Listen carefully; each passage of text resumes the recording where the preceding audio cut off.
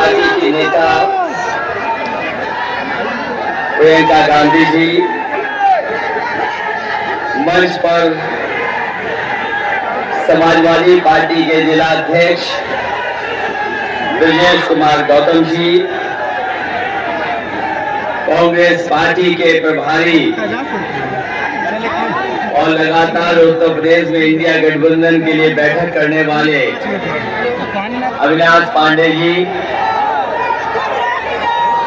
महानगर अध्यक्ष सलबीर कुरैशी जी, पार्टी के हमारे नेता जो मंच पर उपस्थित हैं,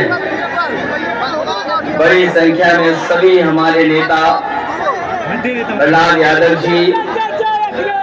विजय बहादुर जी, राजमती निषाद जी, यशपाल रावत जी, अमरिंदर निषाद जी, साधु यादव जी, जियाउल इस्लाम जी, डॉक्टर मोहसिन खान साहब, रवि अहमद डक्कू साहब, जय प्रकाश यादव जी, देवेंद्र प्रसाद निषाद जी, जगदीश यादव जी, कृष्ण कुमार त्रिपाठी जी, मुन्नीलाल यादव जी और कांग्रेस पार्टी के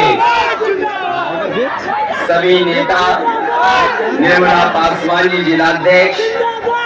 और इंडिया गठबंधन के दोनों दलों के मंच पर सभी नेता और इस चुनावी जनसभा में आए हुए हमारे सभी आदरणीय बुजुर्ग, किसान भाई, माताएं, बहनें और बड़ी संख्या में नौजवान साथी, पत्रकार बंधुओं, मैं देख रहा हूं जहां पंडाल में इस दोपहरी में थोड़ा बहुत छाया मिल रही है, पंडाल पूरा हमें भरा दिखाई दे रहा है। पंडाल में और पंडाल के बाहर जहां कोई व्यवस्था नहीं है धूप से बचने की, उसके बावजूद भी दाएं और बाएं और मंच के चारों तरफ अपने गमछे से धूप बचा करके जो खड़े हैं, मैं आप सबका बहुत बहुत आभार और धन्यवाद देना चाहता हूं। और इस बार मुझे गोरखपुर और आसपास के क्षेत्रों से जो संदेश मिल रहे हैं और जो माहौल बता रहा है और जो यहाँ पर जोश और उत्साह देखने को मिल रहा है, न केवल गोरखपुर, बांसगांव और आसपास जितने भी लोकसभा क्षेत्र हैं, उसमें सभी के सभी इंडिया गठबंधन के प्रत्याशी जीतने जा रहे हैं। मैं यहाँ पर दो लोकसभा के जो उपस्थित हमारे साथी हैं, उनसे मैं निवेदन करना चाहता हूं, जहां काजल निषाद जी आपके बीच में समाजवादी पार्टी की प्रत्याशी हैं, वहीं सदर प्रसाद जी जो कांग्रेस पार्टी के प्रत्याशी हैं, इन दोनों साथियों को एक एक वोट देकर के साइकिल और कांग्रेस के चुनाव चिन्ह पंजे पर ऐतिहासिक वोट देकर के इनको सफल बनाने का काम करना।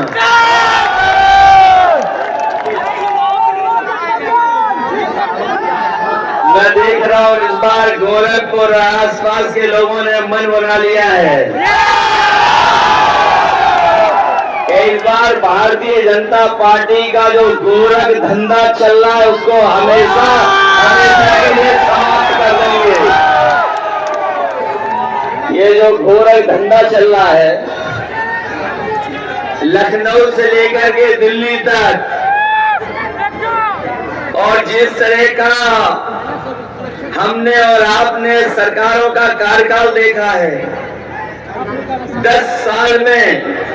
इनकी हर बात झूठी और हर वादा झूठा निकला है।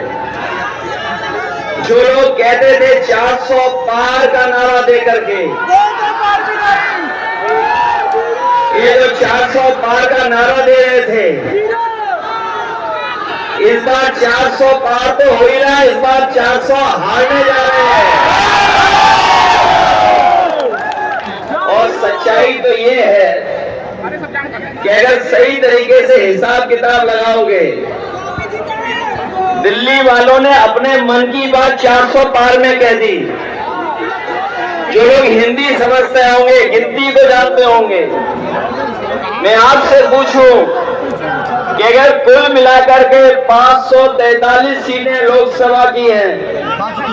और अगर बीजेपी के लोग कह रहे हैं कि हम 400 पार जीतेंगे, तो बताओ कितनी सीटें जीतने जा रहे हैं? 543 में 400 पार कितनी बन रही हैं? ये 143 नहीं, इस बार देश की जनता इनको 140 सीटों के लिए भी तरसा देगी। और ये जो गुस्सा बढ़ता चला जा रहा है, ये जो गुस्सा बढ़ता चला जा रहा है, हम पहले चरण से देख रहे हैं, पहले चरण से गुस्सा देख रहे हैं। ये 7वें चरण में जनता का गुस्सा 7वें आसमान पर होगा, 7वें आसमान पर। ये गोरखपुर और आसपास बहुत बड़े पैमाने पर बेरोजगारी है। अगर दिल्ली और लखनऊ वालों ने हम लोगों को बेरोजगार बनाया है, तो बताओ रोजगार बना दोगे कि नहीं बनाओगे? और हमारे किसान भाई यहाँ मौजूद होंगे, वो जानते होंगे कि इन्होंने वादा किया था कि किसानों की आय दोगुनी हो जाएगी। न किसानों की आय दोगुनी हुई, और अगर महंगाई के हिसाब से हिसाब किताब लगाओगे तो आप जानते होंगे कि आज लागत बढ़ गई है। और लगातार महंगाई के कारण, जीएसटी के कारण हमारे किसानों की जहां आय बढ़नी थी वहां लागत बढ़ रही है। न केवल ये लागत बढ़ा रहे हैं, बल्कि किसान भाई जब खेत के लिए, अपनी फसल के लिए खाद लेने जाता होगा, तो हर बोरी में वो 5 किलो पहले और 5 किलो अब, बताओ कितने किलो की चोरी कर रहे हैं? 10 किलो की चोरी कर दी। न केवल 10 किलो की बोरी से चोरी की है, बल्कि हमारे किसानों को जबरदस्ती इन्होंने नैनो यूरिया खरीदवा दी। डीएपी तभी मिली जब किसानों ने नैनो यूरिया खरीदी, और ये नैनो यूरिया से भरोसा दिलाया था कि किसानों की पैदावार बढ़ेगी, उनकी खेती बाड़ी बेहतर होगी, फसल की उपज अच्छी होगी। लेकिन लगातार नैनो यूरिया डालने के बाद भी हमारे किसान की पैदावार नहीं बढ़ी। जो लोग समझदार होंगे, जानते होंगे, उन्हें जानकारी होगी कि जिस तरीके से भारत छोड़ करके तमाम उद्योगपति पैसा लेकर के भाग गए थे, उसी तरीके से नैनो यूरिया वाले भी भारत